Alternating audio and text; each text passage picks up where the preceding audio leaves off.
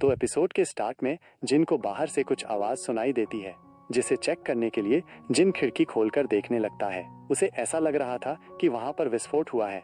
उस आवाज को सुनकर क्लिनिक में भगदड़ मच जाती है।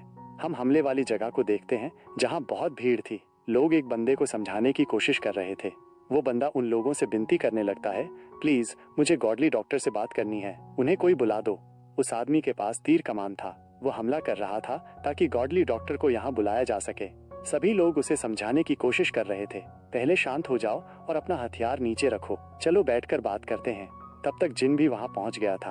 उस बंदे के पास एक पोटली थी जिसमें एक बच्चा था जो जिन की उम्र का था। वो बंदा कहता है, मैं आप सभी से विनती करता हूँ, एक बार इस बच्चे को देख लो, क्या इसे बचाया जा सकता है। जिनको याद आ जाता है कि ये बंदा तो महान तीरंदाज है जो अपनी बेटी को बचाने के लिए आया है।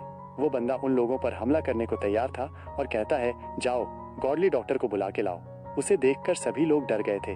जिन उसे देखकर मन में कहता है, मुझे याद है ये बंदा न अच्छाई की तरफ है न बुराई की तरफ। ये पैसे लेकर किसी को भी मार सकता है और ये 40 मील से भी एक एक्सपर्ट मार्शल आर्टिस्ट को अपने तीर से मार सकता है।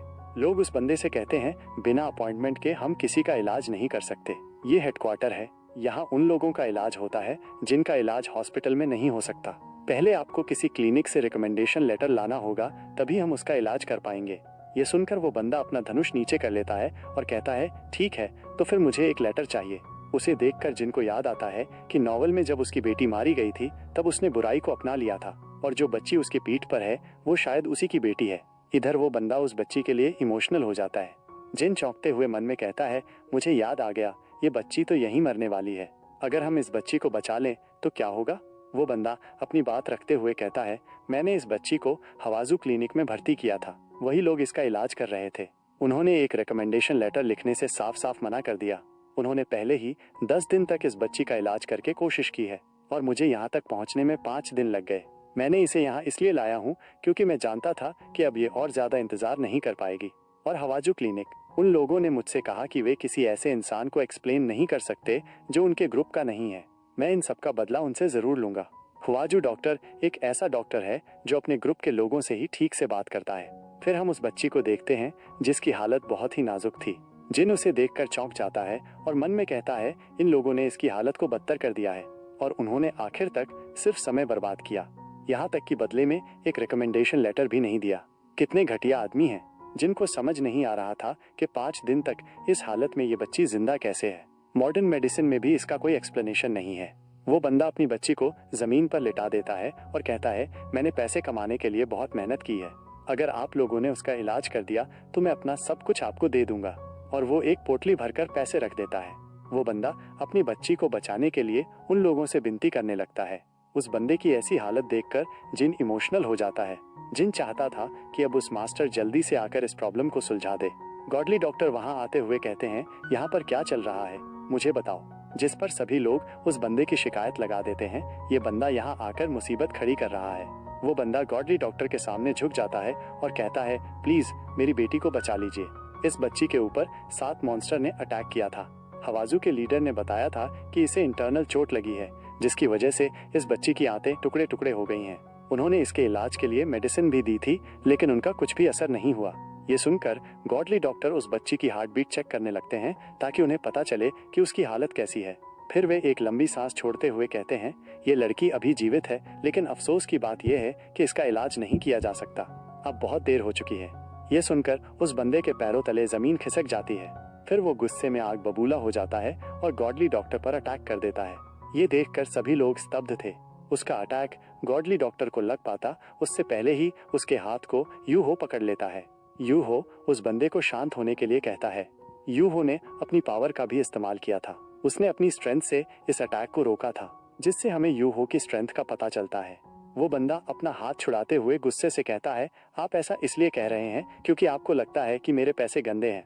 हवाजू डॉक्टर और आप सब फेक हैं, मैं यहाँ से जा रहा हूँ। और वो बंदा गुस्से में अपनी ब्लड लस्ट रिलीज कर रहा था। उसकी ब्लड लस्ट जिन भी महसूस कर रहा था। तभी वहां पर गॉडली डॉक्टर के मार्शल आर्टिस्ट आ जाते हैं। वे सभी उस बंदे को घेर कर खड़े हो जाते हैं।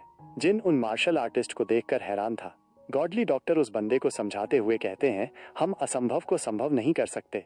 वो बंदा अपनी बेटी की तरफ देखते हुए कहता है, आप मुझे और मेरी बेटी को अभी यहीं मार दो, वरना मैं कसम खाता हूँ मैं इस हॉस्पिटल के हर एक बंदे को अपने हाथों से मार डालूंगा और फिर मैं जाकर उस फाजू डॉक्टर को भी मार डालूंगा। ये कहकर वो अपनी ब्लड लस्ट को और भी बढ़ा देता है। जिनको समझ नहीं आ रहा था कि वे दोनों इतने शांत कैसे खड़े हैं। गॉडली डॉक्टर कहता है, तुम जैसा चाहते हो वैसा करो, लेकिन मैं तुम्हारे और तुम्हारी बेटी की लाश को ऐसे ही सड़ने के लिए नहीं छोड़ सकता। जिस पर वो बंदा कहता है, तुम कहना क्या चाहते हो? फिर गॉडली डॉक्टर उस बच्ची को क्लिनिक के अंदर ले जाने के लिए कहते हैं। वो इस बच्ची के इलाज के लिए मान गए थे। जिस पर वो बंदा शांत हो जाता है।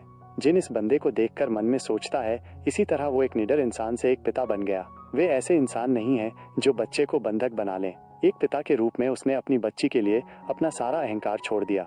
वो बंदा जिनसे माफी मांगता है, इतने लंबे समय तक अच्छाई और बुराई के रास्ते पर चलते चलते मुझे एक शार्प आई मिला है। उसने गॉडली डॉक्टर की आंखों को जैसे ही देखा, वे ऐसी नहीं थीं जो इंसानों को इंसान के रूप में देखती हैं। जिन पूछता है, तो तुमने क्या देखा? जिस पर वो बंदा कहता है, मुझे यकीन नहीं है। उसके खूबसूरत चेहरे और दशा ने उसे छुपा दिया, लेकिन मेरी सेंसेस ने मुझे बताया कि वो किसी के मरने पर परेशान नहीं होगा, सिवाय उस एक बंदे के। जिन कहता है, मेरे मास्टर ऐसे नहीं हैं, वे मुझे बहुत संभाल कर रखते हैं। उस बंदे को ये एहसास था कि डॉक्टरों को किसी भी अन्य मार्शल आर्टिस्ट की तुलना में मौत का अनुभव ज्यादा होता है। इसी वजह से वे सामान्य लोगों की तुलना में अलग होते हैं और हवाजू डॉक्टर बहुत अजीब था। वो कहता है, कम से कम गॉडली डॉक्टर उस इंसान की तरह नहीं था। बस उस बंदे को कुछ गलत फहमी हो गई थी। वो जिन से इसके लिए दोबारा माफी मांगता है। कृपया मेरी बच्ची को बचा लो, बदले में मैं कुछ भी करूंगा। जिन उसकी ईमानदारी साफ साफ देख पा रहा था, जो एक जहर से ज्यादा घातक है। फिर हम जिनको गॉडली डॉक्टर और यू हो को एक साथ देखते हैं। गॉडली डॉक्टर उन दोनों से कहता है, अब जो बात मैं तुम लोगों को बताने वाला हूँ वो तीनों के बीच ही रहनी चाहिए। जिसने इस बच्ची पर हमला किया था वो वाटर एलिमेंट का इस्तेमाल कर सकता है, जो बहुत पावरफुल था।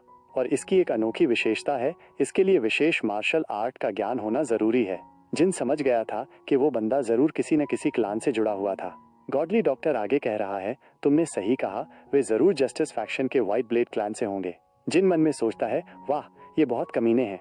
नॉवल के अनुसार इस बच्ची के पिता कभी नहीं जान पाएंगे कि उस बच्ची की मौत के पीछे कौन था। अगर इसके पीछे जस्टिस फैक्शन है तो वे इसका मुंह बंद करने के लिए कुछ भी करेंगे।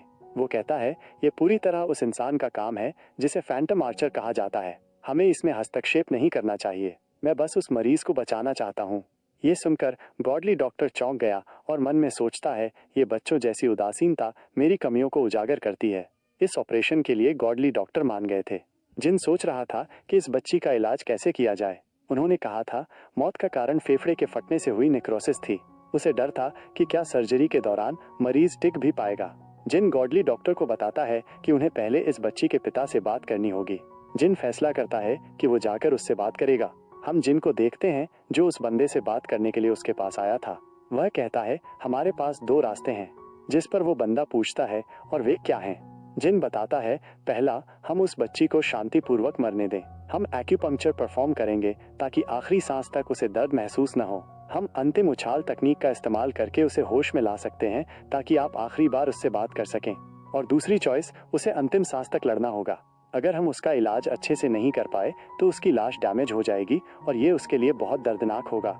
ये सुनकर वो बंदा रोने लगता है।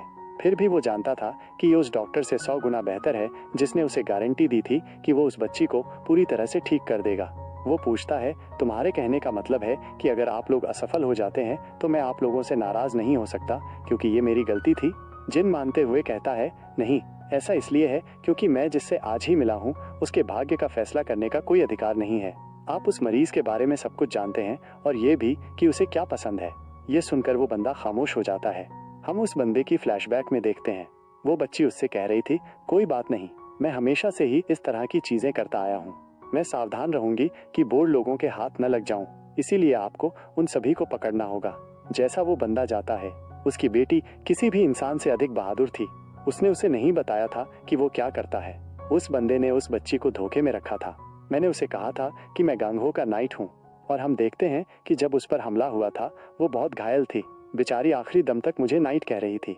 वो मानती थी कि मैं एक अच्छा नाइट हूँ। उस बंदे को अपनी गलती का एहसास था।